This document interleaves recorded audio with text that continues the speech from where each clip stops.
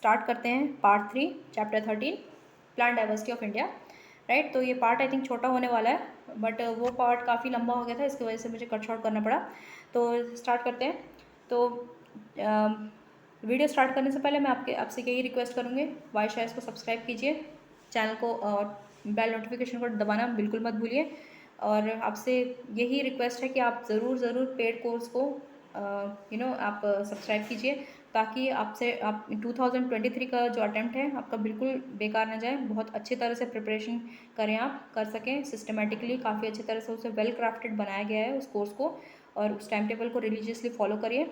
और foundational videos को बिल्कुल इग्नोर मत कीजिए, ज़रूर देखिए उन वीडियोस को, आपके हर डाउट्स का उसमें जवाब है। राइट, फिर भी आपको कोई डाउट्स है तब जाके आप वाइस सर से कांटेक्ट करिए। सो स्टार्ट करते हैं टाइप ऑफ रूट्स। तो यहाँ पे पहले हमने बहुत सारे टाइप्स पढ़ लिए थे ट्रीज़ के, अब हम रूट्स पर आते हैं। तो रूट्स में आता है टैप रूट। ठीक है, टैप रूट में क्या होता है, जो यहाँ पे आप देख रहे हैं डायरेक्ट इलोंगेशन, मतलब ये जो इस तरह से लंबा हो रहा है, राइट, जो सीधा उससे बना हुआ है, तो इस तरह से लंबा होता है, उसे टैप रूट बोला जाता है। ठीक है, जो रेडिकल से बनता है उसे टैप रूट कहते हैं। फिर बाद में फिर आता है लेटरल रूट। लेटरल क्या होता है कि जो दूसरे parts, it roots that arise from the tap root and spread laterally. ठीक है, ये दूसरी तरह से स्प्रेड होने लग जाता है, तो उसे लेटरल रूट कहते हैं। फिर आता है हमारा एडवेंटिशियस रूट। तो ये क्या होता है, ये रूट्स कहाँ से प्रोड्यूस किए होते हैं, ये roots forms from the part, मतलब जो दूसरे पार्ट्स हैं। राइट, यहाँ पे आप देख सकते हैं जैसे फाइबरस हो गया, इस पत्ते से ये रूट्स बन रहे हैं। राइट, और इससे दूसरे पार्ट से बन रहे हैं, उसे एडवेंटिशियस रूट्स बोलते हैं। राइट, तो फिर अब और कुछ एडवेंटिशियस के रूट्स के भी कुछ टाइप्स दिए गए हैं। यहाँ पे जैसे दिया गया बटरेस, तो यहाँ पे इसका एकदम करेक्ट आई थिंक ये डायग्राम है, ताकि आपको हमेशा के लिए ये याद रह जाए। राइट, तो फिर यहाँ पे क्या होता है, जो ये आउट ग्रोथ होते हैं, ये मतलब ज़मीन के ऊपर उग रहे हैं। राइट, आप देख पा रहे हैं, तो ये ज़मीन के ऊपर उगते हैं वर्टिकली अबव। लेटरल रूट्स होते हैं, मतलब इस तरह से सीधे रूट्स होते हैं, और फिर ये बेस ऑफ द स्टेम को रूट से कनेक्ट करते हैं। राइट, और फिर इस तरह से ये पूरा ये पार्ट बन जाते हैं। और एग्जाम्पल यहाँ पे इस पेड़ का दिया हुआ है सिल्क कॉटन ट्री। ऑब्वियसली ये सारे पेड़ में इस तरह से नहीं पाए जाते, ये एक टाइप है रूट का। राइट, फिर दूसरा एक और, ये इसके बारे में हमने इक्विटी के सिस्टम में पढ़ा था, हमने काफ़ी बार इसके बारे में पढ़ा हुआ है। ओके, तो ये एक टाइप का रूट है एडवेंटिशियस रूट, जब हम मैंग्रोव्स के बारे में पढ़ रहे थे। तो फिर ये क्या होता है, कब प्रोड्यूस किए जाते हैं, branches of the tree which remain suspended. ये एयर में इसी तरह से सस्पेंडेड रह जाते हैं, उसके बाद ये ग्राउंड में टच कर जाते हैं, और फिर ये सॉइल में जाके फिक्स हो जाते हैं इस तरह से। तो बैनियन ट्री इसका एक टाइप है। फिर स्टिल्ट रूट्स, राइट, ये भी एडवेंटिशियस रूट का एक टाइप होता है, और जो ट्री के नीचे से स्टार्ट होता है ये, राइट, वहाँ से, और ग्राउंड लेवल से स्टार्ट होता है, और फिर इस तरह से बटरेस में बन जाता है। एग्जाम्पल ये मैंग्रोव्स ये सब में मोस्टली है ऐसे इस तरह के रूट्स पाए जाते हैं। राइट, फिर आता है न्यूमेटोफोर्स, ये भी हमने पढ़ा था पहले। राइट, तो ये स्पाइक लाइक इस तरह के ऊपर होते हैं, क्यों होते हैं, क्योंकि वहाँ पे एनारोबिक कंडीशंस की वजह से इन्हें बहुत ज़रूरत होती है ऑक्सीजन की, तो उसे ये इसलिए ये ऊपर आके ब्रीथ करते हैं। राइट, तो यहाँ पे प्रोजेक्शंस की तरह होते हैं, इस तरह से ऊपर प्रोजेक्टेड होते हैं, मोस्टली स्वॉम्प्स में ये पाए जाते हैं, मैंग्रोव्स में। राइट, ताकि ये ऑक्सीजन को कैप्चर कर सकें। एग्जाम्पल्स यहाँ पे उन स्पीसीज़ का दिया हुआ, हेरेटिया और ब्रिगेरिया। नेक्स्ट हम देखते हैं, तो मैंने हॉस्टोरिया के बारे में आपको फर्स्ट पार्ट में बताया था। जो पैरासिटिक प्लांट्स होते हैं उनमें ये हॉस्टोरिया वाले सेल्स होते हैं। राइट, ये इस टाइप के रूट्स होते हैं, जिससे कि वो क्या करते हैं, वाटर और न्यूट्रिएंट्स दूसरे प्लांट से, होस्ट प्लांट से अब्जॉर्ब करते हैं। एग्जाम्पल यहाँ पे दिया गया है डोलर का और मिसल्टो। राइट, फिर हम आगे ये क्या करते हैं, स्टोर रूट्स होते हैं। ये एक्चुअली स्टोर रूट्स होते हैं जो कि मॉडिफाइड होते हैं, जो क्या करते हैं, फूड वाटर को स्टोर करते हैं, जैसे कि कैरेट और बीट्स। और ये इनमें कुछ टैप रूट्स भी आते हैं, कुछ ट्यूबरस रूट्स भी आते हैं। फिर हम आते हैं माइकोराइजा में, आपको यहाँ पे दिया हुआ डायग्राम दिया गया, देख लीजिए। तो ये एक तरह के रूट्स का स्ट्रक्चर होता है, मॉडिफाइड रूटलेट्स होते हैं, जो इसके इस तरह का ये कुछ स्ट्रक्चर बनाते हैं, जिसे माइकोराइजा बोलते हैं। फिर हम आते हैं कैनपी पे। कैनपी की यहाँ पे क्लासिफिकेशन दी गई है। हमने कैनपी के बारे में पढ़ा था जब हम पढ़ रहे थे एवरग्रीन फॉरेस्ट के बारे में, राइट, ट्रॉपिकल एवरग्रीन फॉरेस्ट ये सब के बारे में। तो वहाँ पे कैनपी क्या होती है, जो कैनपी कुछ भी नहीं है यहाँ पे, देखिए अभी तक तो आपको पता होना चाहिए वैसे। तो इस तरह के जो बड़े बड़े पेड़ होते हैं वो एक तरह का इस तरह से घेर लेते हैं, तो इस तरह की कैनेपी बनाते हैं जिससे कि जो सनलाइट है वो नीचे नहीं पहुंच पाती। अगर कैनेपी बहुत ज़्यादा घनी है तो ऑब्वियसली जी सनलाइट नहीं पहुंच पाएगी, तभी हमने एपीफाइट्स के बारे में पढ़ा था। लेकिन अगर कैनेपी इतनी घनी नहीं है, प्लांट्स इतने बड़े बड़े नहीं हैं, राइट, तो फिर क्या होगा, जिसकी वो उतनी डेंस नहीं होगी, राइट। तो उस लेवल पे, मतलब उसी बेसिस पे इन्हें क्लासीफाई किया गया है, राइट। तो पहला है क्लोज्ड कैनेपी, मतलब बहुत ज़्यादा डेंस है, तो इस वजह से क्या है, वो क्लोज हो चुकी है कैनेपी, राइट। तो उसकी डेंसिटी मतलब बहुत ज़्यादा 1 के आसपास। फिर आता है डेंस, मतलब डेंस है लेकिन उतना डेंस नहीं, क्लोज नहीं हुआ है, तो इसकी कैनेपी, इसकी डेंसिटी 0.75 से 1 तक दी गई है। फिर थिन कैनेपी, जिसकी मतलब डेंसिटी और कम है, 0.50 से 0.75 तक। और फिर ओपन, मतलब जिसकी बहुत ही कम डेंसिटी है, 0.50, राइट। अब हम देखते हैं कुछ और कैरेक्टरिस्टिक्स, जो ट्रीज़ के कुछ और कैरेक्टरिस्टिक्स यहाँ पे दिए गए हैं, जैसे फिनोलॉजी। फिनोलॉजी मतलब ऐसा एक साइंस होता है जो कि टाइम बाय टाइम में किस तरह से चेंजेस आ रहे हैं, पीरियड्स के हिसाब से चेंजेस आते हैं ट्रीज़ में, उसके बारे में ये स्टडी करता है, राइट। ये इस तरह का साइंस है। जैसे कि लीफ शेडिंग, मतलब कब किस किस टाइम पे जो पत्ते हैं वो झड़ रहे हैं, राइट, उस तरह की स्टडी करना उसे ये कहा जाता है, फिनोलॉजी कहते हैं। फिर आता है हमारा etiolation. So with the absence of adequate light plant becomes pale yellow and have long thin internodes, right. तो फिर जब कभी क्या होता है, कभी कभी जो लाइट होता है वो उतना नहीं होता, या फिर लाइट बिल्कुल नहीं होता, तो फिर जो पौधे हैं फोटोसिंथेसिस नहीं कर पाते, इस वजह से वो ग्रीन नहीं रहते, उस वजह से क्या होता है, वो पेल येलो बनने लग जाते हैं, और फिर उसमें और वो थिन इंटरनोड्स उसमें बनने लग जाते हैं, राइट। तो उसे इटियोलेशन कहते हैं। यहाँ पे देख लीजिए डायग्राम एक बार, राइट। तो ये नॉन इटियोलेटेड है और ये इटियोलेटेड है। फिर हम आगे देखते हैं ऑटम टिंट्स, राइट। यहाँ पे मतलब जो पतझड़ होता है, जब ऑटम होता है, वो अपने पत्ते इस तरह से वो झड़ाने लग जाते हैं, राइट, इस तरह से झड़ाना, तो फिर उसमें इस तरह का एक कलर आ जाता है, मतलब टिंट, टिंट मतलब उस तरह से कलर आता है। तो फिर वो इससे कि ये समझ में आता है कि अब ये पत्ते गिरने वाले हैं मुरझा के। कभी भी मुरझाया हुआ पत्ता है जो गिरता है वो हरे रंग का नहीं होता, वो हमने देखा होगा ब्राउन सा होता है, ऑरेंज जैसा होता है, नहीं तो उसे टिंट कहते हैं। तो यहाँ पे एग्जाम्पल देख लीजिए, मैंगो, कैशिया, ये एग्जाम्पल्स दिए गए। फिर टेपर, टेपर क्या होता है, जो किसी भी स्टेम होता है, राइट, यहाँ पे वो आगे जाके नीचे नीचे से फिर वो बेस से वो टेपर, मतलब यहाँ पे देखिए कुछ यहाँ पे ऊपर काफ़ी ज़्यादा मोटा सा रहा होगा, राइट, पहले काफ़ी मोटा होगा, फिर अब वो धीरे धीरे जाके नीचे से पतला होने लग गया, राइट, तो उसे टेपर कहते हैं या फिर टेपरिंग होना बोलते हैं, राइट। अपर पोर्शन मोटा होगा, नीचे नीचे बेस आके आके वो काफ़ी पतला हो जाता है, तो उसे टेपर कहते हैं। तो यहाँ पे देखिए ये टेपरिंग यहाँ पे अच्छे से आपको दिखाया गया, राइट, ये टेपर हो रहा है नीचे। तो इसके मतलब कुछ रीजंस दिए गए हुए हैं, जैसे कि क्यों होता है, प्रेशर ऑफ विंड के वजह से होता है, जो कि लोअर 1/3 पार्ट जो मतलब क्राउन है वहाँ पे ये प्रेशर कम होता है, राइट, लेकिन आगे जाके ये बढ़ने लग जाता है, नीचे नीचे जाके ये लेंथ के में ये जो प्रेशर है वो विंड का बढ़ने लग जाता है। तो इस प्रेशर को कॉन्ट्रैक्ट करने के लिए क्या होता है, मतलब इस प्रेशर से बचने के लिए, इसे जवाब देने के लिए क्या होता है, जो बेस में जो ट्री है अपने आप को इस तरह से वो करने लग जाता है, मतलब अपने आप को पतला करने लग जाता है, राइट। तो फिर ये क्या है, absence of long tap root system जब नहीं होता तो इस तरह से होता है, राइट। ये इस फिनोमिना को देखा जाता है। मोस्टली जो सॉइल होता है, जिस सॉइल में बैडली एरेटेड सॉइल, मतलब जहाँ पे सिंचाई ठीक से नहीं होती है, जहाँ पे मतलब रेनफॉल काफ़ी कम होती है, वहाँ पे मोस्टली ये पाया जाता है इनफर्टाइल सब सॉइल में, राइट, जहाँ पे जो मिट्टी ज़्यादा उपजाऊ नहीं होती है वहाँ पे फिनोमिना ज़्यादा देखा जाता है। फिर बैम्बू ग्रिगेरियस फ्लावरिंग, ग्रिगेरियस मैंने आपको बताया था, जो कि एकदम कॉलोनी में, मतलब एक बंच में, क्लस्टर में जो उगते हैं, तो ऐसी ही फ्लावरिंग होती है, जो बैम्बू की जो फ्लावरिंग होती है एकदम क्लस्टर्स में फ्लावरिंग होती है, तो उसे ग्रिगेरियस फ्लावरिंग कहते हैं। तो ये जो जनरली ये फ्लावरिंग होती है over the considerable area, right. तो यहाँ पे देखिए, तो मोस्टली जो मतलब ऐसे होते हैं जो फ्लावरिंग एनुअली नहीं करते हैं, लेकिन वो वहाँ पे फ्लावर मतलब एक तरह से फूल उगाने लग जाते हैं, तो उस फिनोमिना को ग्रिगेरियस फ्लावरिंग कहते हैं। कभी कभी ऐसा देखा गया जो साल ट्री होता है, राइट, तो फिर वो किसी किसी एरिया में वो बिल्कुल प्रेजेंट नहीं होता, जैसे डेक्कन ट्रैप्स में, और उसकी जगह टीक होता है, वो वहाँ पे इस तरह से फ्लावरिंग करने लग जाते हैं। फिर हम आते हैं सैंडल ट्री, राइट, तो फिर ये एक पार्शियल रूट पैरासाइट है। किस तरह से देखते हैं, पार्शियल मतलब आधा, राइट, और रूट पैरासाइट, मतलब रूट और रूट में भी ये पैरासाइट है। तो जो सीडलिंग्स होता है उसकी जो स्पीसीज़ होती है वो ऐसे तो इंडिपेंडेंटली ग्रो करती हैं अपने आप, ठीक है, जो इसकी जो ये जो सीडलिंग्स हैं, मतलब जो बीज हैं, वो अपने आप ऐसे तो ग्रो करते लग जाती है शुरू में।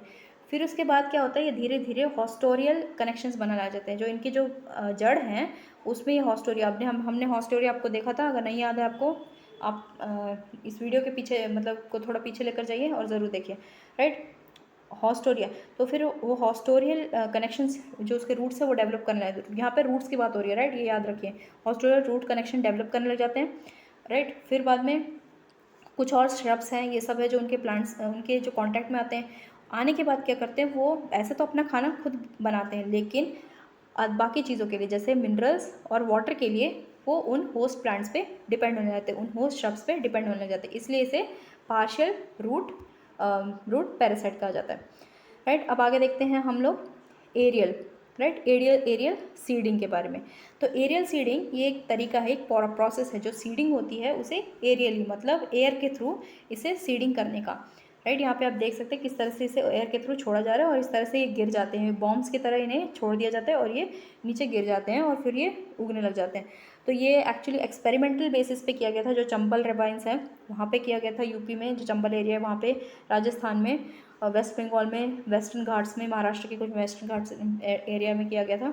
तो इसे रिसर्च के तौर पे कैरी किया, मतलब रिसर्च के तौर पे इसे इस्तेमाल किया गया था 1982 में। और इसका सर्वाइवल परसेंटेज, मतलब जो बीज जो ये लोग गिराते हैं उनका सर्वाइवल 97.3 था, राइट।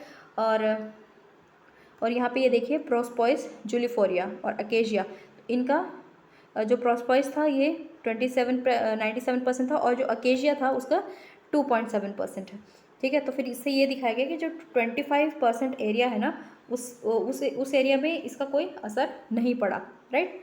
सो इसके साथ ये पार्ट ख़त्म होता है, मैं दूसरा पार्ट इसके साथ क्लब कर दूँगी, राइट। तो मिलते हैं नेक्स्ट पार्ट में, ओके, नेक्स्ट चैप्टर में, right. Thank you. Hello friends, आइए स्टार्ट करते हैं चैप्टर 14 मराइन ऑर्गेनिजम्स। पिछले चैप्टर के साथ हम ये क्लब करके पढ़ रहे हैं, तो आपसे रिक्वेस्ट है आप बाकी पार्ट्स को ज़रूर देखिए, उसके बाद आपको ये समझ में आएगा। और हाँ, आप लोग फाउंडेशनल वीडियोस को बिल्कुल इग्नोर मत कीजिए, प्लीज़ उन वीडियोस को ज़रूर देखिए, उसके बाद आपको कोई डाउट है आप वाइस सर से पूछ सकते हैं। और अगर आपने टेस्ट सीरीज़ ज्वाइन नहीं की है, आपसे रिक्वेस्ट है आप लोग ज़रूर ज्वाइन कीजिए, क्योंकि ये एक टेस्ट सीरीज़ काफ़ी इंपॉर्टेंट है। अगर आपको 2023 में अच्छे मार्क्स लेकर आने हैं और कंफर्टेबली अपनी पढ़ाई करनी है, राइट, क्योंकि बहुत ही मेटिकुलसली इन्हें सर ने डिज़ाइन किया है, राइट। तो आपसे रिक्वेस्ट है आप लोग ज्वाइन करिए और फ़ायदा उठाइए। और इन वीडियो सीरीज़ को भी आप वीडियो लेक्चर्स को ज़रूर देखिए, ये आपको फ्रीली अवेलेबल है, आपकी प्रिपरेशन में काफ़ी मदद करेंगे। तो ठीक है, स्टार्ट करते हैं इस चैप्टर को। और इन वीडियोस को लाइक और शेयर ज़रूर कीजिए, कमेंट कीजिए अगर आपको लगता है हम कुछ इसे सुधार सकते हैं, राइट। तो स्टार्ट करते हैं, ये छोटा चैप्टर है काफ़ी, तो इसे मेराइन ऑर्गेनिजम्स प्लैंकटन के बारे में, प्लैंकटन से स्टार्ट करते हैं। तो ये प्लैंकटन का मतलब क्या होता है, यहाँ पे ये बताया गया कि जो कि राइट, तो ऐसा चीज़ होता है जो कि ऑर्गेनिज्म होता है। यहाँ पे देखिए, यहाँ पे लिखा गया है कि ऑर्गेनिजम्स होते हैं, a group of organisms, right. तो सिंगल की बात नहीं की, यहाँ पे देखिए आप एक ग्रुप दिख रहा है आपको, राइट। तो एक ग्रुप ऑफ ऑर्गेनिजम्स होता है, सबसे पहले ये बात जानना है, जो कि तैरते रहते हैं, राइट, फ्लोट करते रहते हैं। इस तरह से आप यहाँ पे तैरते हुए दिख रहे हैं। तो ये जो पानी की सतह होती है उसमें इस तरह से ये तैरते रहते हैं, ये फ्लोटिंग होते हैं। और भी जो वाटर बॉडीज़ होती हैं, नदी हो गए, रिवर्स, लेक्स, मतलब जो वाटर बॉडीज़ में और उसके पानी की सरफेस पे, सतह पे इस तरह से तैरते रहते हैं, और ये ग्रुप ऑफ ऑर्गेनिज्म होते हैं, राइट। तो फिर इनमें ये माइक्रोस्कोपिक, मतलब बहुत छोटे छोटे हो सकते हैं, जो कि सिर्फ माइक्रोस्कोप में दिख सकते हैं, जैसे कि एल्गे जिन्हें फाइटोप्लैंक्टन बोलते हैं, और कुछ इसमें एनिमल्स भी आते हैं जिन्हें हम जू प्लैंक्टन्स कहते हैं, राइट, क्योंकि ये एनिमल्स हैं तो इसलिए इसका नाम जू प्लैंक्टन हो जाता है। उसमें कुछ एनिमल्स जैसे क्रस्टेशियंस कहते हैं, प्रोटोजोन्स कहते हैं, इन्हें हम अपने आंखों से देख सकते हैं, हमें माइक्रोस्कोप लगा के देखने की ज़रूरत नहीं है।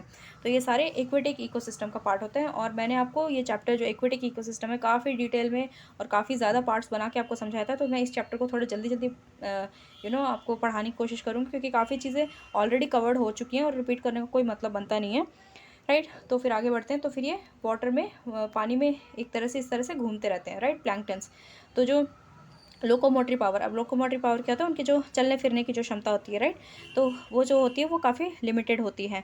तो जो करंट्स, मतलब करंट्स आपको पता होगा, वाटर करंट्स, आपने ज्योग्राफी के लेक्चर्स पढ़े होंगे, आपने ज्योग्राफी पढ़ी होगी, करंट्स क्या होते हैं, तो वो उन करंट्स पे, राइट, उस पर डिपेंड करता है। जो उस एक्वेटिक इकोसिस्टम होता है उसके करंट्स पे ये डिपेंड करता है, वो कहाँ तक, कितनी दूर तक वो जा सकती हैं, ट्रैवल कर सकती हैं, राइट। फिर उसके ग्रोथ रेट पे और उसकी प्रोडक्टिविटी पे और उसकी डाइवर्सिटी आपको पता ही होगा, वो कितनी ज़्यादा उनकी स्पीशीज़, मतलब कितनी ज़्यादा है, कितनी तादाद में है, राइट, वो सब उस पर भी काफ़ी असर पड़ता है।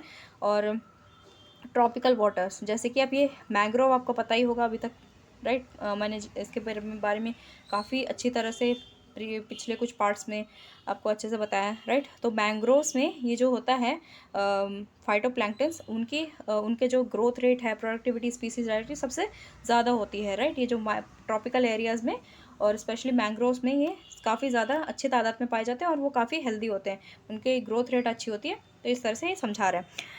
फिर हम देखते हैं फाइटोप्लैंक्टन, एक्चुअली उसका जो ओरिजिन है, इसका नाम का मतलब जो है ग्रीक, इसका ग्रीक ओरिजिन है, राइट। एटिमोलॉजी पे हम जा रहे हैं। तो यहाँ पे ये बता रहा है कि जो फ्लाइटो का मतलब प्लांट होता है और प्लैंकटन, राइट, तो इसका मतलब होता है जो कि पानी के साथ वो जो कि घूमता रहता है, राइट, ड्रिफ्ट होता रहता है। और ये माइक्रोस्कोपिक होते हैं, ये मतलब हमें आंखों से नहीं दिखते हैं, हमें अगर देखना है तो हमें माइक्रोस्कोप लगा के देखना पड़ता है, क्योंकि वो उतने छोटे होते हैं। और ये प्लांट ऑर्गेनिजम्स होते हैं जो कि एक्वेटिक एनवायरनमेंट में रहते हैं। और ये दोनों, ये भी इंपॉर्टेंट है आपके लिए, ये इंपॉर्टेंट पॉइंटर है, ये सॉल्टी और फ्रेश दोनों टाइप के एक्वेटिक एनवायरनमेंट में रह सकते हैं, ठीक है। कुछ जो फाइटोप्लैंक्टन होते हैं जैसे कि बैक्टीरिया, प्रोटिस्ट और कुछ सिंगल सेल्ड प्लांट्स होते हैं इसमें से, राइट। और उनमें से जो कुछ कॉमन है, जो कि हम जिनके बारे में जानते हैं, कॉमन पॉपुलर है, वो है साइनोबैक्टीरिया, सिसिलिया, सिलिसा, इनकेस्ड डायटम्स, ठीक है। ये सारे आपको जस्ट नाम है, आपको याद रखने हैं और इनके एक बार आपको गूगल में भी जाके पिक्चर देखनी है, अच्छे से आपको याद हो जाएगा। और ये आई थिंक आपने लोअर क्लासेस में पढ़ा भी होगा, राइट, आपने अगर एनसीईआरटी पढ़ी है तो आपने ये भी ज़रूर पढ़ा होगा। तो cyanobacteria, diatoms, dinoflagellates, green algae, right. तो फिर आगे बढ़ते हैं। तो ये जो फाइटोप्लैंक्टन होता है वो 60% जो ऑक्सीजन होता है, right, produce more than 60% of the oxygen, जो सारे प्लांट्स होते हैं उससे ज़्यादा प्रोड्यूस करता है, राइट। तो ये इसलिए फाइटोप्लैंक्टन्स का बहुत ज़्यादा इंपॉर्टेंस है और इसलिए हम पढ़ भी रहे हैं, राइट। तो क्योंकि ये जो एक्वेटिक इकोसिस्टम में यही होता है जो प्राइमरी प्रोड्यूसर होता है, इसलिए इसका ज़्यादा, और प्राइमरी प्रोड्यूसर क्या करते हैं, ऑक्सीजन बनाते हैं, तो इसलिए क्रुशियल हो जाता है।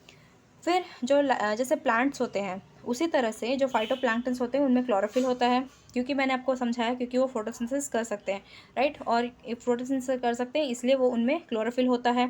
और क्लोरोफिल, और उसके बाद फोटोसिंथेसिस में क्या होता है, ये सब जो सनलाइट है उसे केमिकल एनर्जी में चेंज किया जाता है और फिर ये कार्बन डाइऑक्साइड को कंज्यूम करते हैं, ऑक्सीजन को रिलीज़ करते हैं, प्रोड्यूस करते हैं। और फिर क्या करते हैं, तो फोटोसिंथेसिस की वजह से कुछ एडिशनल एनर्जी होती है, राइट, वो बनती है। आगे देखते हैं। तो ये जो माइक्रो एल्गे होते हैं, राइट, ये मैंने आपको एक्वेटिक्स इकोसिस्टम में अच्छी तरह से वो बताया था कि किस तरह से जो जोनिंग होती है, राइट, किसी भी वाटर बॉडी की किस तरह से जोनिंग की जाती है। तो वहाँ पे अलग अलग तरह के जोन होते हैं। तो कहीं कहीं पे होता है जो पानी जहाँ पे लाइट ज़्यादा पड़ती है, जैसे सतह में लाइट ज़्यादा पड़ती है, तो वहाँ पे ये जो माइक्रो एल्गे ये सब ज़्यादा प्रेजेंट होते हैं, राइट, क्योंकि उन्हें फोटोसिंथेसिस करना होता है और फोटोसिंथेसिस के लिए आपको पता है सनलाइट की ज़रूरत होती है। फिर जो इनका टोटल बायोमास है वो काफ़ी ज़्यादा होता है, क्योंकि इनकी तादाद ज़्यादा होती है तो ऑब्वियसली ज़्यादा होता है, इसलिए इन्हें पैस्चर ग्राउंड्स भी कहा जाता है, क्योंकि ये ऑब्वियसली फोटोसिंथेसिस करते हैं इसलिए इनका ये नाम रखा गया है। आगे देखते हैं फैक्टर्स अफेक्टिंग फाइटोप्लैंक्टन बायोडाइवर्सिटी। तो जो बायोडाइवर्सिटी होती है फाइटोप्लैंक्टन्स की, उन्हें कौन कौन से फैक्टर इफेक्ट करते हैं। जैसे हमने प्रीवियस पार्ट्स में भी हमने काफ़ी जो प्लांट डाइवर्सिटी के बारे में हमने देखा था कि बहुत सारे फैक्टर्स थे। अब उसी तरह से हम इसके बारे में भी देखेंगे, फाइटोप्लैंक्टन्स के बारे में। तो फिर लाइट होता है, हमने उसमें भी पढ़ा था लाइट क्या असर डालता है, तो इसमें भी हम देखते हैं, क्योंकि अब फोटोसिंथेसिस से रिलेटेड है तो आपको पता होना चाहिए लाइट की काफ़ी ज़्यादा इंपॉर्टेंस है। तो फोटोसिंथेसिस जो फाइटोप्लैंक्टन्स होते हैं उनके जो वो क्या होते हैं, जो ओशन होता है, जो वाटर बॉडी होती है उसके अपर लेयर में होते हैं, राइट, ताकि वो क्या कर सके, फोटोसिंथेसिस कर सके। इसलिए तो जो लाइट की इंटेंसिटी है वो काफ़ी, मतलब एकदम उसके बराबर होनी चाहिए जिससे कि वो फोटोसिंथेसिस कर सके। और जो लाइट की इंटेंसिटी है, अगर लाइट जहाँ पे ज़्यादा होता है वहाँ पे वो अच्छी तरह से फोटोसिंथेसिस कर सकते हैं। तो ये कॉमन सेंस की बात है। फिर अब आता है नेक्स्ट है न्यूट्रिएंट्स, राइट। तो न्यूट्रिएंट्स जैसे कुछ मेजर इनऑर्गेनिक न्यूट्रिएंट्स होते हैं जो कि फाइटोप्लैंक्टन्स को ज़रूरी होते हैं उनके ग्रोथ के लिए, उनके रिप्रोडक्शन के लिए, जैसे कि नाइट्रोजन और फॉस्फोरस। तो नाइट्रोजन और फॉस्फोरस ऐसे कुछ न्यूट्रिएंट्स होते हैं, इनऑर्गेनिक न्यूट्रिएंट्स, जो कि काफ़ी ज़्यादा ज़रूरत होते हैं, जिनकी ज़रूरत होती है इन फाइटोप्लैंक्टन्स के ग्रोथ के लिए, रिप्रोडक्शन के लिए, राइट। और जो कुछ जो फाइटोप्लैंक्टन्स जैसे डायटम और सिलिकोफ्लैजिलेट्स, उन्हें सिलिकेट की ज़रूरत होती है, SiO2 सिलिकेट्स की भी ज़रूरत होती है, और सिग्निफिकेंट मतलब काफ़ी मतलब ठीक ठाक अमाउंट में ज़रूरत होती है, बहुत ट्रेसेस में नहीं, ज़्यादा अमाउंट में ज़रूरत होती है। कुछ जो फाइटोप्लैंक्टन्स हैं वो नाइट्रोजन फिक्सेशन का काम भी कर सकते हैं, नाइट्रोजन फिक्स भी करते हैं, जहाँ पे नाइट्रेट्स की कॉन्सेंट्रेशन कम होती है वहाँ पे वो नाइट्रोजन भी फिक्स कर सकते हैं, राइट। हम जानते हैं कुछ प्लांट्स भी होते हैं जो लैंड में मतलब टेरेस्ट्रियल इकोसिस्टम में जो ऐसा काम करते हैं, राइट। तो फिर उन्हें जो they also require trace amount of iron, और इन्हें आयरन की भी कुछ मतलब बहुत ज़्यादा ज़रूरत, यहाँ पे जैसे आपने पिछले स्लाइड में यहाँ पे सिग्निफिकेंट अमाउंट्स देखा था, कुछ फाइटोप्लैंक्टन को ज़रूरत होती है सिग्निफिकेंट अमाउंट्स की, लेकिन यहाँ पे ट्रेसेस की आयरन की कुछ ही बहुत कम मात्रा में, लेकिन ज़रूरत होती है, किसकी, आयरन की ज़रूरत होती है, राइट। और मोस्टली जो ओशंस होते हैं वहाँ पे जो आयरन की कॉन्सेंट्रेशन है वो काफ़ी कम होती है, इसलिए उन्हें उतनी ज़्यादा ज़रूरत नहीं होती है, लेकिन कुछ अमाउंट में उसको ज़रूरत पड़ती है। फिर आते हैं हम टेम्परेचर पे, इस फैक्टर पे। तो टेम्परेचर का काफ़ी ज़्यादा इंपॉर्टेंस होता है, हम जानते हैं, हमने पढ़ा भी था कि टेम्परेचर कितना क्रुशियल है। तो temperature acts along with other factors influencing, मतलब जो फोटोसिंथेसिस को इन्फ्लुएंस करने वाले अलग फैक्टर, बाकी फैक्टर्स में से एक फैक्टर्स में टेम्परेचर आता है, राइट। तो जो रेट ऑफ फोटोसिंथेसिस किस दर पर, राइट, किस दर पर और किस लेवल पर, मतलब किस गति से, राइट, रेट क्या होता है, किस गति से जो फोटोसिंथेसिस होती है, राइट, इंक्रीज़ होगी अगर टेम्परेचर इंक्रीज़ होगा। लेकिन अगर एक पॉइंट के बाद बहुत ज़्यादा, अगर हम जैसे देखते हैं कि पानी बहुत ठंडा हो तो वहाँ पे फोटोसिंथेसिस नहीं हो सकता, हमने देखा था, राइट। अगर लेकिन पानी उस लेवल पे हो कि जिस लेवल पे वहाँ पे जो फाइटोप्लैंक्टन्स हैं और बाकी जो मराइन ऑर्गेनिजम्स हैं उनके लिए एकदम बराबर हो, राइट, वो टेम्परेचर, तो उस टेम्परेचर पे अगर है तो अच्छा खासा वहाँ पे फोटोसिंथेसिस होगा, वहाँ की प्रोडक्टिविटी है वो बनी रहेगी। लेकिन अगर पानी बहुत ज़्यादा गर्म हो जाएगा तो फिर क्या होगा, जो भी माइक्रो ऑर्गेनिजम्स, जो भी ऑर्गेनिजम्स है, एक्वेटिक ऑर्गेनिजम्स, वो उनका नाश हो जाएगा, राइट। तो एक पॉइंट के बाद टेम्परेचर का बढ़ना ठीक नहीं होता। फिर टेम्परेचर के साथ इल्यूमिनेशन, राइट, वही लाइट की बात है, इल्यूमिनेशन भी काफ़ी तरह से इन्फ्लुएंस करता है। और उसके साथ सीजनल वेरिएशन, राइट, हमने जैसे देखा था सीज़न के साथ टेम्परेचर बदलता रहता है, सर्दी गर्मी, तो इस तरह से भी सीजनल वेरिएशन का भी काफ़ी असर पड़ता है फाइटोप्लैंक्टन्स पे और उसके प्रोडक्शन पे, राइट, फोटोसिंथेसिस पे। फिर आता है सैलिनिटी, कितनी नमक की मात्रा है, राइट, उस वाटर बॉडी में नमक की मात्रा कितनी है उस पर भी काफ़ी ये डिपेंडेंट होता है। तो ये भी एक जो प्राइमरी प्रोडक्शन में ये भी एक तरह से इन्फ्लुएंस करता है, राइट, ये भी एक असर डालता है। उसके बाद ग्रेजिंग बाय जू प्लैंक्टन, अब हमने देखा था जू प्लैंक्टन्स होते हैं वो एनिमल ओरिजिन के होते हैं। तो वो क्या करते हैं, ये जो जैसा कि हमने फूड वेब में देखा था, क्या होता है कि प्राइमरी प्रोड्यूसर्स होते हैं और उनको जो हर्बीवोर्स है वो खाते हैं। तो इसी तरह से आप समझ सकते हैं जो जू प्लैंक्टन्स होते हैं वो एक तरह से हर्बीवोर्स होते हैं और ये फाइटोप्लैंक्टन्स को खाते हैं। तो इसलिए यहाँ पे ग्रेजिंग दिया है। तो ग्रेजिंग रेट जो होता है वो भी काफ़ी हद तक इन्फ्लुएंस करता है फाइटोप्लैंक्टन्स को। और अगर जू प्लैंक्टन्स बहुत ज़्यादा तादाद में बढ़ जाएंगे और वो फाइटोप्लैंक्टन्स को खा लेंगे तो फिर वहाँ पे फोटोसिंथेसिस नहीं होगा और आपको पता है क्या हाल होगा उस इन्वायरमेंट का। अब आगे देखते हैं, जो मराइन फाइटोप्लैंक्टन्स है वो पूरी तरह से एक अच्छी तरह से डिस्ट्रीब्यूटेड नहीं है, यानी कि हर जगह एकदम बराबर मात्रा में। तो कहीं कहीं पे ये बहुत ज़्यादा होते हैं और किसी जगह में बिल्कुल नहीं होते हैं, राइट। तो फिर जो हायर कॉन्सेंट्रेशन है वो कहाँ पाए जाते हैं, हाई लैटिट्यूड्स में पाए जाते हैं, लेकिन कुछ इसके एक्सेप्शंस हैं, राइट। एक्सेप्शन यहाँ पे देख लीजिए, जैसे अपवेलिंग एरियाज होते हैं, राइट, जहाँ पे कॉन्टिनेंटल शेल्फ्स होते हैं, वहाँ पे जो ट्रॉपिक्स और सब ट्रॉपिक्स एरियाज हैं, राइट, रीजन्स हैं, वहाँ पे इनका जो लेवल है वो काफ़ी कम कॉन्सेंट्रेशन में होता है, राइट। हर एक चीज़ रटने की ज़रूरत नहीं है, ये जस्ट एक बार देखिए और आगे बढ़िए, नेक्स्ट टाइम फिर से पढ़िएगा, आपको याद हो जाएगा।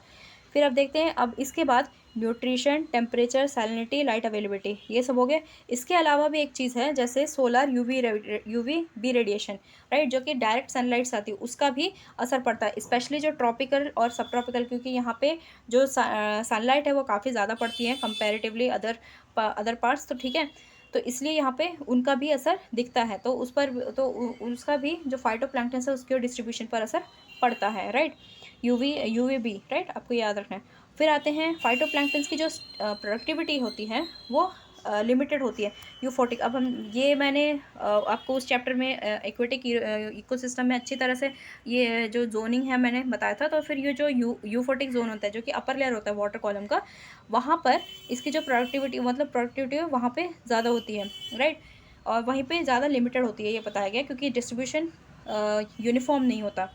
तो फिर यहाँ पे बताइए the position of the organisms in the euphotic zone is influenced by action of wind and waves, ठीक है। तो फिर यहाँ पे ये बोल रहे हैं कि जो हवाएं चलती हैं, विंड चलते हैं, और वेव्स मतलब जो लहरें आती हैं, उनका वो के किस तरह से असर डालती हैं, वो जो यूफोटिक जोन में, क्योंकि यहाँ पे प्रोडक्टिविटी ज़्यादा होती है, यहाँ अब यूफोटिक जोन में वो फाइटोप्लैंक्टन्स रहेंगे या नहीं रहेंगे, ये इस पे किसका असर पड़ता है, आई मीन इस पर किसका बस चलता है, विंड और वेव्स का, ठीक है। अब आगे हम बढ़ते हैं।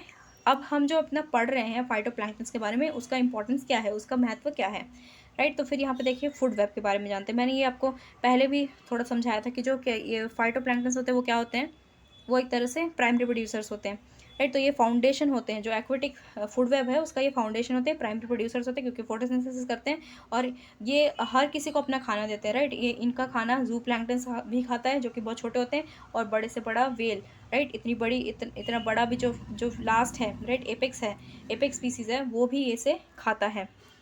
और स्मॉल फिश होते हैं जैसे, और इन्वर्टिब्रेट्स होते हैं, ये भी इस फाइटोप्लैंक्टन को खाते हैं, जो हर्बीवोर्स ये सब हो गए वो भी इसे खाते हैं, और ठीक है, और जो छोटा एनिमल है वो बड़े एनिमल्स द्वारा खाया जाता है। इसमें यही समझाया गया, जैसे फूड वेब की तरह टेरेस्ट्रियल इकोसिस्टम में, वैसे ही उसी तरह से एक्वेटिक इकोसिस्टम में फाइटोप्लैंक्टन है एज अ प्राइमरी प्रोड्यूसर। और अब फाइटोप्लैंक्टन का कार्बन साइकिल में भी और क्लाइमेट चेंज में भी कंट्रीब्यूशन होता है, उसमें भी इसका महत्व होता है। तो जो फाइटोप्लैंक्टन्स हैं, मोस्टली जो ट्रांसफ़र होता है कार्बन डाइऑक्साइड का एटमॉस्फेयर से ओशन में, ये सब इस ट्रांसफ़र में भी फाइटोप्लैंक्टन का काफ़ी हाथ होता है, राइट, कंट्रीब्यूशन होता है। तो कार्बन डाइऑक्साइड को कंज्यूम कर लिया जाता है, राइट, फोटोसिंथेसिस द्वारा कंज्यूम किया जाता है, क्योंकि ये कार्बन डाइऑक्साइड लेता है, ऑक्सीजन छोड़ता है, राइट, तो ऑक्सीजन प्रोड्यूस करके छोड़ देता है। और फिर क्या होता है, जो कार्बन डाइऑक्साइड है इस तरह से उस फाइटोप्लैंक्टन में इनकॉर्पोरेट हो जाती है, जैसे कि कार्बन होती है वो प्लांट में अंदर स्टोर हो जाती है, जैसे उसके वुड में और लीव्स में, उसी तरह से फाइटोप्लैंक्टन में कार्बन डाइऑक्साइड स्टोर हो जाता है। ये काफ़ी बेसिक्स है, फिर भी रिपीट कर रही हूँ मैं। और जो मोस्ट ऑफ द कार्बन है वो जो नियर सरफेस है वाटर का, वहाँ पर जाके चला जाता है, राइट। और कुछ होता है, कुछ क्या होता है, जो फाइटोप्लैंक्टन है जिसे खा लिया जाता है या फिर वो डिकम्पोज हो जाते हैं, और फिर वो जो एकदम डेप्थ है, राइट, जो ओशन है, वो जो वाटर बॉडी है, वो समुंदर के एकदम नीचे धरातल पर चला जाता है, तो वहाँ पे ये कार्बन डाइऑक्साइड वहाँ पे रह जाता है, तो उसे वर्ल्ड वाइड ये जो बायोलॉजिकल कार्बन पंप है ट्रांसफ़र होता है, राइट, अबाउट 10 गीगाटन। यहाँ पे ये बताया गया कि तो जो फाइटोप्लैंक्टन्स होते हैं वो डिकम्पोज हो जाते हैं, अगर धरातल में जाके डिकम्पोज हो जाते हैं, उससे क्या होता है, ये एक बायोलॉजिकल कार्बन पंप बनता है। ये क्या करता है, कार्बन डाइऑक्साइड को एटमॉस्फेयर से जो डीप ओशन है उसमें लगभग 10 गीगाटन तक, इसे हर साल 10 गीगाटन तक इसे वहाँ पे जमा करते रहता है, जो ओशन के डीप में, राइट। तो उससे क्या होता है, जो कार्बन डाइऑक्साइड होता है वो नीचे चला जाता है, तो फिर जो उसकी कॉन्सेंट्रेशन है एटमॉस्फेयर में, कॉन्सेंट्रेशन वो काफ़ी मतलब उस वजह से कम होती है। तो फिर अगर फाइटोप्लैंक्टन्स होंगे तो कार्बन डाइऑक्साइड के जो ये लेवल है बैलेंस करने का, ये काम चलता रहेगा। लेकिन अगर फाइटोप्लैंक्टन्स कम होंगे तो ये कार्बन डाइऑक्साइड उस तरह से, ये जो बायोलॉजिकल कार्बन पंप है जो जाके नीचे जमा हो जाती है, वो नहीं हो पाएगा, राइट। तो ये इसका सिग्निफिकेंस है। अब हम आते हैं, फाइटोप्लैंक्टन्स हमने पढ़ लिया, अब हम आते हैं जू प्लैंक्टन्स पे। तो जू प्लैंक्टन्स भी काफ़ी इंपॉर्टेंट होते हैं उस फूड वेब में, उस फूड चेन में, न्यूट्रिएंट साइक्लिंग में, राइट। और ट्रांसफ़र जो ऑर्गेनिक मैटर है प्राइमरी प्रोड्यूसर से लेकर सेकेंडरी कंज्यूमर्स तक, फिश तक, तो इस सब में इसका भी काफ़ी हद तक रोल होता है, राइट। जिस तरह से हर्बीवोर्स का रोल होता है, टेरेस्ट्रियल इकोसिस्टम में। तो उसी तरह से यहाँ पे दिखाया गया। तो जैसे ये जो जू प्लैंक्टन्स हैं काफ़ी ज़्यादा मैंग्रोव्स में पाए जाते हैं, राइट, क्योंकि आपको पता है वहाँ की प्रोडक्टिविटी ज़्यादा होती है, डाइवर्सिटी ज़्यादा होती है, बहुत सारे फेवरेबल कंडीशंस की वजह से। यहाँ पे जैसे दिया गया एडजेसेंट कोस्टल वाटर्स में ये ज़्यादा पाए जाते हैं, उनका प्रोपोर्शन ज़्यादा होता है, राइट। और यहाँ पे देखिए juvenile fish of mangrove habitat are zooplanktivorous, right. तो इनका ये नाम दिया हुआ है। फिर अब आगे देखते हैं। तो ये जो जू प्लैंकटन है कितना फिश का स्टॉक होगा, राइट, उसे भी डिटरमाइन करता है, राइट। अगर जू प्लैंकटन नहीं होता फिश के खाने के लिए नहीं होगा कुछ, तो उसका भी अगर ये इसका लेवल डिक्लाइन हो गया तो फिश का भी डिक्लाइन हो जाएगा। ये सब मैंने आपको टेरेस्ट्रियल इकोसिस्टम में, फूड चेन में, फूड वेब में ये कॉन्सेप्ट्स मैंने अच्छी तरह से आपको समझाया था। तो आई थिंक मुझे बार बार इसे रिपीट करने की ज़रूरत नहीं पड़ेगी, एक एक लाइन आपको समझाने की ज़रूरत नहीं पड़ेगी, राइट। तो आपको समझ में आ जाना चाहिए, even I am going fast, right, क्योंकि ये चीज़ें एक तरह से कॉन्सेप्ट वाइज पूरी तरह से पहले समझाई हुई हैं। तो आगे बढ़ते हैं। तो ये जो जू प्लैंक्टन्स होते हैं ये कम्युनिटीज़ होती हैं, राइट, और ये उनके क्वालिटी पे, स्पीसीज डाइवर्सिटी पे, राइट, और उनकी प्रोडक्टिविटी पे, इन सब पर काफ़ी डिपेंड करते हैं। उनके फर्टिलिटी, हेल्थ स्टेटस में, उस इकोसिस्टम, वो इकोसिस्टम कैसा, उस सब में बहुत सारे फैक्टर्स हैं, उस पर ये डिपेंड करता है, राइट। तो जैसे टाइनी फ्लैजिलेट्स हो गए, राइट, जायंट जेलीफिश हो गए, फिर इस पर ही डिपेंड करता है। अब हम आते हैं सी ग्रास पर, ओके। तो सी ग्रास क्या होते हैं? एंजियोस्पर्म्स होते हैं, राइट। अब आपको क्या करना है, आपको पता लगाना है एंजियोस्पर्म्स क्या होते हैं गूगल करके, राइट। तो फिर ये कुछ मराइन फ्लावरिंग प्लांट्स होते हैं, ओके, ये प्लांट्स में आते हैं, और ये ग्रास के मतलब घास के जैसे होते हैं, सी ग्रास, ओके। और ये बहुत इंपॉर्टेंट है आपको सी ग्रास के बारे में पढ़ना, राइट, इनका इनका इंपॉर्टेंस काफ़ी ज़्यादा है। और ये क्या होते हैं, ये फ्लावर्स प्रोड्यूस करते हैं, राइट। और ओवल शेप, जो कि अलग अलग शेप्स के होते हैं, ओवल शेप, स्ट्रैप शेप हो गए, ये रूट सिस्टम होते हैं, रूट सिस्टम भी होते हैं, फ्लावर्स भी प्रोड्यूस करते हैं, और देखने में एक्चुअली काफ़ी अच्छे लगते हैं, ओके। और ये जो शैलो मतलब काफ़ी जो बहुत नीचे नहीं है, मतलब ऊपर है, ऊपर की तरफ है, वहाँ पे ये पाए जाते हैं। सैंडी जहाँ पे हो, मतलब जहाँ पे रेत हो, राइट, और मिट्टी हो, उस जगह पे जो मतलब काम एरियाज है वहाँ पे पाए जाते हैं, एकदम डीप में नहीं पाए जाते, ओके। और they are the only group of higher plants adapted to life in salt water. तो मोस्टली ये कहाँ, सॉल्ट वाटर में पाए जाते हैं, इसलिए आपको देखने को मिलेगा तमिलनाडु कोस्ट में, राइट, इन सब के ऐसे कोस्ट में ये ज़्यादा पाए जाते हैं, क्योंकि वहाँ का पानी काफ़ी ज़्यादा सॉल्टी होता है। यहाँ पे दिखा दिया गया है मेजर सी ग्रास मेडोज, ठीक है। तो ये इंडिया में तमिलनाडु की जो ईस्ट कोस्ट है, ये तमिलनाडु में ज़्यादा पाया जाता है। लगून्स आपको पता होगा, लगून्स जैसे यहाँ पे बहुत बड़ी वाटर बॉडी है, यहाँ पे बहुत बड़ा समंदर है, उसके बाद यहाँ पे जो सॉल्ट वाटर का एक छोटी सी बॉडी जो इससे सेपरेट हो जाती है उसे लगून बोलते हैं। तो वहाँ पर भी काफ़ी पाए जाते हैं, जैसे लक्षद्वीप हो गए, राइट। और अंडमान निकोबार्स में भी कुछ इस तरह के सी ग्रास बेड्स होते हैं जहाँ मतलब ये पाए जाते हैं। मोस्टली आपको सी ग्रास के साथ क्या क्या याद रखना है, मेजरली तमिलनाडु, उसके बाद फिर लक्षद्वीप, फिर अंडमान एंड निकोबार, ओके। तो यहाँ पे मोस्टली पाए जाते हैं, क्योंकि यहाँ की सैलिनिटी और पानी की जो क्लियरिटी, मतलब वो पानी आप कितनी तरह अच्छी तरह से देख सकते हैं, राइट, कितना ट्रांसपेरेंट है, उस पर भी काफ़ी डिपेंड करता है। और सैंड पर, राइट, क्योंकि हमने पढ़ा था ये भी कि सैंड कितना इंपॉर्टेंट होता है, राइट। तो उस पर सैंड पर भी ये डिपेंड करता है। अब हम देखते हैं कुछ इसके फंक्शंस क्या है। तो ये सी ग्रास बेड होते हैं, काफ़ी इंपॉर्टेंट होते हैं। ये किस में मदद करते हैं, जो वेव्स आते हैं और जो करंट्स होते हैं उसको एक तरह से बांध के रखने में। अगर ये सैंड के बारे में मैंने बहुत डिटेल में आपको पढ़ाया था, राइट, सैंड माफियाज़ के बारे में, किस तरह से सैंड ज़रूरी होता है और उसे हमें उसका जो इलीगल माइनिंग है उसे रोकने की ज़रूरत है। तो सैंड के इंपॉर्टेंस के बारे में आपको पता है। तो उसी तरह से सी ग्रास भी, अगर सैंड ही नहीं होगा तो ये सी ग्रास बेड्स नहीं होंगे, और जो काम सैंड पर्पस, मतलब जो पर्पस सैंड सर्व करता है वो सी ग्रास भी सर्व नहीं कर पाएगा, क्योंकि अगर सैंड नहीं होगा तो सी ग्रास भी नहीं होगा। तो उसी तरह से आपको ये याद रखना है, मैं याद करने का तरीका बता रही हूँ, राइट। तो फिर इसी तरह से जो एनर्जी होती है, अगर बिल्कुल सैंड नहीं रहेगा तो आप देख सकते हैं कि अगर सुनामी आ जाएगी, फ्लड्स आ जाएंगे, तो फिर वो काफ़ी आगे एरिया तक चले जाएंगे, तो उससे लोगों को काफ़ी दिक्कत होगी जो उसके आसपास रहते हैं, राइट। तो फिर क्या है, फिर आगे देखते हैं, जो सेडिमेंट्स ये सब होते हैं जो उसके साथ चल के आ जाते हैं, उन्हें फ़िल्टर आउट करने का काम करता है, राइट। उसमें फ़िल्टर आउट होके आ जाते हैं, और फिर बाद में कुछ जो सेडिमेंट्स होते हैं उसे ये स्टेबलाइज़ करते हैं, जिससे कि इरोजन, तो मैंने बताया था जैसे कि अगर बाढ़ आ गई, राइट, ये सब, तो उसे कंट्रोल करने का एक बुलवर्क, राइट, ये याद रखिए, BULWARK, ठीक है, इसका ही काम करता है, राइट, सैंड, और फिर उसके बाद सी ग्रास। फिर आगे देखते हैं, ये बहुत सारे मराइन इनवर्टिब्रेट्स और फिशेस को हैबिटेट प्रोवाइड करता है, उसको एक घर प्रोवाइड करता है। Sea grass bed mostly lagoons, right, मैंने अभी लेगून्स आपको बहुत समझाया था। मोस्टली जो वाइड स्प्रेड लेगून्स में पाए जाते हैं, जहाँ पे फिश की पॉपुलेशन ज़्यादा होती है, वहाँ पे माइग्रेटरी बर्ड्स भी ज़्यादा होते हैं, क्योंकि वहाँ पे उनके लिए खाने पीने के लिए ज़्यादा होता है और शेल्टर भी उनको अच्छा खासा मिल जाता है, राइट। तो इसलिए डाइवर्सिटी, बायोडाइवर्सिटी के लिए भी ये काफ़ी इंपॉर्टेंट है। ओके, और फिर जो सी ग्रासेस हैं, कुछ रीफ फ्लैट्स हो गए, राइट, वहाँ पे जी जहाँ पे एस्चुरीज हैं वहाँ पे पाए जाते हैं, रीफ फ्लैट्स के पास पाए जाते हैं।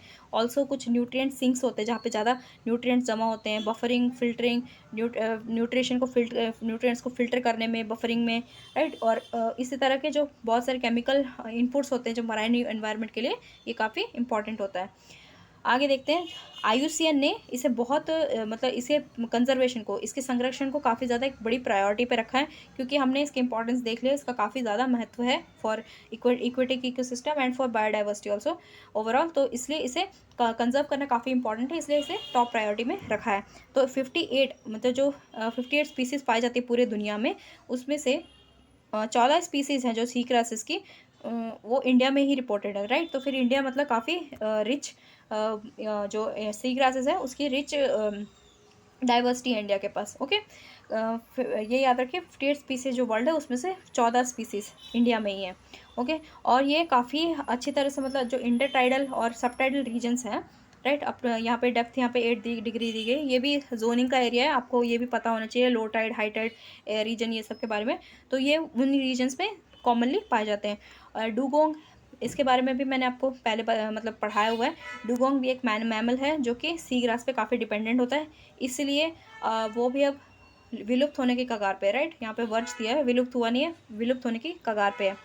अब इस सी ग्रास बेड्स को किस किस चीज़ों से खतरा है? ऑब्वियसली जो भी खतरा एक्वेटिक इकोसिस्टम को होगा, मराइन इकोसिस्टम को होगा, वही खतरा सी ग्रास बेड को भी होगा, राइट। तो आप यूट्रोफिकेशन आपको समझाया गया, सिल्टेशन समझाया गया, ट्रॉलिंग मतलब जिस जो हम वो बहुत बड़े बड़े जाले लगाकर मछलियों को पकड़ने के लिए किया जाता है, उस वजह से भी काफ़ी डिस्टर्बेंस होती है, और उसे ट्रॉलिंग कहते हैं।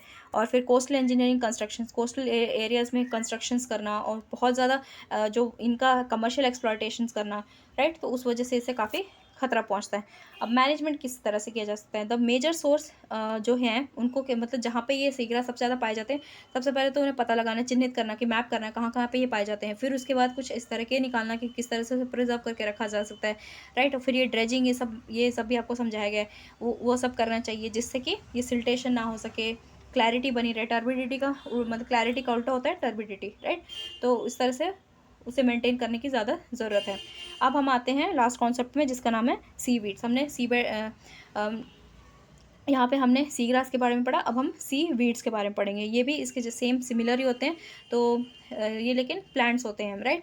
तो सी वीड्स जो कि होते हैं थैलॉइड प्लांट्स होते हैं, मतलब एक तरह से ये एक तरह से चिपके हुए होते हैं, राइट। इनका एक स्ट्रक्चर होता है, तो इसे थैलॉइड प्लांट्स कहते हैं। ये भी ये मैक्रोस्कोपिक होते हैं, इन्हें हम देख सकते हैं, ये एल्गे होते हैं। और इनमें जो टिश्यू का डिफ्रेंसिएशन, जैसे जो एक प्लांट में होता है डिफ्रेंशिएशन, रूट शूट, राइट, ये जड़ हो गए, ये उसका तना हो गया, इस तरह से डिफ्रेंशिएशन उसमें नहीं होता है, बट एक स्ट्रक्चर तो होता है, ओके, थैलॉइड प्लांट का। फिर इनमें अपेंडेजेस होते हैं, मतलब अपेंडेजेस मतलब एक तरह से जो इस तरह के एक स्ट्रक्चर होता है, अपेंडेजेस जिसे बोलते हैं, लीफ लाइक अपेंडेजेस होते हैं। और ये क्या होते हैं, ये जो सी वीड्स हैं वो लार्ज नंबर में होते हैं और ये विजिबल होते हैं, राइट। ये हमें इन्हें देख सकते हैं, माइक्रोस्कोपिक, इसलिए यहाँ पे माइक्रोस्कोपिक दिया गया है। और ये जो रॉक्स होते हैं, राइट, रॉक्स और कोरल्स, इन सब में पाए जाते हैं, उनके साथ ही चिपक के रहते हैं। और आई थिंक जब मैंने कोरल रीफ समझाया था तो आपने इसके बारे में भी ज़रूर पढ़ा होगा, राइट, जूज़ैंथले, ये सब के बारे में, तो ये उसी से रिलेटेड है, राइट। आगे देखते हैं, फिर जो सी वीड्स होते हैं मोस्टली ये भी शैलो कोस्टल वाटर्स में पाए जाते हैं, सेम सी ग्रास की तरह। और इनका जो साइज़ होता है वो सबस्ट्रेटा, मतलब ये अवेलेबल होता है, मतलब ठीक ठाक साइज़ में होता है, हम देख सकते हैं उसे। और फिर बाद में इनका जो कलर होता है उनके पिगमेंटेशन पे डिपेंड करता है, उसमें वो किस किस कलर का उसमें पिगमेंट होगा। जैसे क्लोरोफिल होता है जो वो ग्रीन कलर देता है, उसी तरह से जो अलग अलग तरह के पिगमेंट्स होते हैं उस पर उस सीवीड का कलर डिपेंड करता है, और उस तरह से उसे क्लासीफाई भी किया जाता है। अगर वो ब्लू ग्रीन एल्गे है, ब्लू ग्रीन कलर का उसमें पिगमेंटेशन है, तो उसे ब्लू ग्रीन एल्गे कहते हैं, राइट। और फिर ग्रीन होते हैं, उसी तरह से अगर ब्राउन है तो उसे ब्राउन कहते हैं, और रेड भी होते हैं। आगे बढ़ते हैं, सीवीड्स। तो अब इन सीवीड्स का फंक्शन क्या होता है, ये भी फूड के मराइन ऑर्गेनिजम्स के लिए फूड का काम करता है। फिशेस के लिए ये ब्रीडिंग ग्राउंड का काम करता है, और ये सेडिमेंट्स का एक सोर्स होता है, राइट, जिससे कि इरोजन, फ्लड्स, ये सब पे कंट्रोल कर सकते हैं। आगे देखते हैं इनका यूज़ क्या है। तो सीवीड्स काफ़ी इंपॉर्टेंट होते हैं ह्यूमंस के लिए, राइट, और बहुत सारे एनिमल्स इसे अपना खाना बनाते हैं। और जो प्लांट्स होते हैं उसके लिए फर्टिलाइजर का काम करता है। फिर स्पेशली कुछ मेडिसिनल इसके यूजेस दिए गए, जैसे गॉइटर, राइट, घेंगा जिसे बोलते हैं, जिस आयोडीन डेफिशिएंसी से ये होता है, उस उस पे इसे उसके ट्रीटमेंट के लिए इसे यूज़ किया सकता है। कुछ इंटेस्टिनल मतलब पेट के रिलेटेड बीमारियों से इसे यूज़ कर सकते हैं, राइट। तो काफ़ी इसके मेडिसिनल प्रॉपर्टीज़ भी हैं। और फिर कुछ एल्जिनेट, अगर अगर और एल्जिनेट्स कहते हैं, जैसे जो चिपचिपी होती हैं, राइट। अगर अगर आपने देखा होगा, ये कल्चर मीडियम होता है जिसमें कि बैक्टीरिया को उगाया जाता है, इसमें काफ़ी न्यूट्रिएंट्स होते हैं, तो फिर उसके लिए भी इसे काम में लाया जाता है। आयोडीन हो गया, और इसके कुछ कमर्शियल वैल्यू भी होते हैं, राइट, इसलिए सीवीड्स को काफ़ी ज़्यादा उगाया जाता है, और इनमें प्रोटीन का भी अच्छा सोर्स होता है। फिर अब जो ये सीवीड्स होते हैं उनके बायोडिग्रेडेशन की वजह से क्या होता है कि कुछ इकोनॉमिकली इंपॉर्टेंट गैसेस भी रिलीज़ होती हैं, राइट, राइट। तो कुछ उसके डिग्रेडेशन से भी कुछ फ़ायदा ही होता है। और एक्सट्रैक्ट इन जो ये जो सीवीड्स हैं उनके एक्सट्रैक्ट से कुछ एंटीबैक्टीरियल एक्टिविटी भी पाई जाती है। अगर हमें बैक्टीरिया को मारना है तो कुछ बैक्टीरिया के खिलाफ भी ये काम कर सकता है। तो ये इसके मतलब मेडिसिनल प्रॉपर्टीज़ ये बता रहा है, और इसके और भी इंपॉर्टेंस बता रहे हैं। और ये जो होते हैं these are the potential indicators. अब इंडिकेटर्स क्या होते हैं, जब इंडिकेटर्स कुछ ऐसे चीज़ होते हैं जो कि ना जहाँ वहाँ पे उगते हैं, अगर वहाँ पे उग रहे हैं तो मतलब वहाँ पे वो जगह ठीक है, वहाँ पे पोल्यूशन कम है। अगर पोल्यूशन ज़्यादा होते हैं वहाँ पे नहीं उगते हैं। और कुछ होते ऐसे होते हैं जहाँ पे पोल्यूशन होती है वहाँ पे ही उगते हैं, तो मतलब वहाँ पे पोल्यूशन ज़्यादा है, तो उसे इंडिकेटर्स बोलते हैं, राइट। तो फिर ये कोस्टल सिस्टम में पोल्यूशन है कि नहीं उसे इंडिकेट करने के काम आता है, इसलिए इसे इंडिकेटर कहते हैं, पोल्यूशन इंडिकेटर। स्पेशली जो वहाँ पे हैवी मेटल्स होते हैं, राइट, वो इससे बाइंड कर जाते हैं, तो इस तरह से पता चलता है कि ये इंडिकेटर है या मतलब इंडिकेटर है, वहाँ पर पोल्यूशन है या नहीं है। अब कुछ हार्मफुल इफेक्ट्स क्या होते हैं, सीवीड्स के कुछ हार्मफुल इफेक्ट्स भी होते हैं। अब तक हमने अच्छी चीज़ें पढ़ी थी सीवीड्स के बारे में, कुछ एक तो बुरी चीज़ें भी है, जैसे जो ये अगर ये सड़ जाता है, राइट, ये जो सीवीड्स है अगर ये सड़ जाता है तो उससे एक बहुत ख़राब हाईली टॉक्सिक जो गैस निकलती है जिसका नाम है हाइड्रोजन सल्फाइड। आपको पता ही होगा H2S। ये अगर ये जो स्मेल अगर आप किसी ने भी सूंघा हो, ये एक रॉटन एग के मतलब सड़े हुए अंडे की तरह इसकी स्मेल आती है, और बहुत ज़्यादा टॉक्सिक होता है। ये नहीं मतलब इसे सूंघ नहीं सकते, उतना ख़राब इसका स्मेल आता है। तो ये ऐसा वाला हाईली टॉक्सिक गैस इससे निकलता है इसके सड़ने की वजह से, राइट। तो इससे क्या होता है, हाइड्रोजन सल्फाइड पॉइजनिंग का खतरा होता है। यस, इसमें हाइड्रोजन सल्फाइड पॉइजनिंग होती है, इससे वॉमिट हो सकता है, डायरिया भी हो सकता है, वॉमिटिंग हो सकती है। अब हम देखते हैं सीवीड्स को खतरा किससे। तो सीवीड्स को जिस तरह से खतरा सी ग्रास को था, वैसा ही खतरा सीवीड्स को भी है। इसके साथ अब चैप्टर ख़त्म होता है। तो आई होप आपने काफ़ी इन्जॉय किया होगा, अच्छे से पढ़ा होगा। आपसे रिक्वेस्ट है आप इन वीडियोज़ को ज़रूर देखिए, वाइस सर के हर बातों को फॉलो कीजिए, टाइम टेबल को रिलीजियसली फॉलो कीजिए। अगर आपने पेड सीरीज़ ज्वाइन नहीं की है तो ज़रूर ज्वाइन कीजिए, आप काफ़ी चीज़ों पर मिस आउट हो रहे हैं, राइट। और देखते रहिए इन वीडियोज़ को, ज़्यादा से ज़्यादा शेयर कीजिए, लाइक कीजिए। Thank you.